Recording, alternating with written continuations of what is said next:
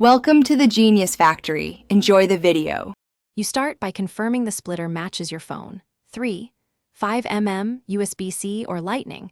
This matters because phones route signals differently. Next, make sure your phone supports external audio or OTG power, because otherwise the splitter won't work. Plug the splitter into the phone, then attach your headphones and the second headset or mic. Once done, open your audio app to detect devices.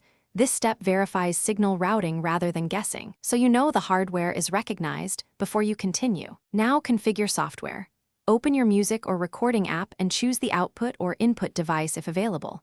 Some apps show the splitter as headset or external mic.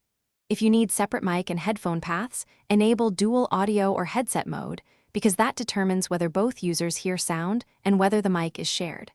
Then set volumes at phone and app levels, make small adjustments and test.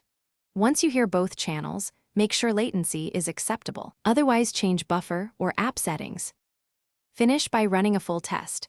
Play audio and speak into the mic while both listeners confirm sound. Record a short clip to validate input. If levels are uneven, rebalance in the app and lower background noise. For problems, reset all connectors, reboot the phone, and try an alternative adapter. Some splitters are passive and incompatible with certain phones, which is why swapping helps. One key troubleshooting tip: if one channel is silent, check for mic bias issues or phone model limitations before assuming the. Thanks for watching. If you found this helpful, don't forget to like and subscribe.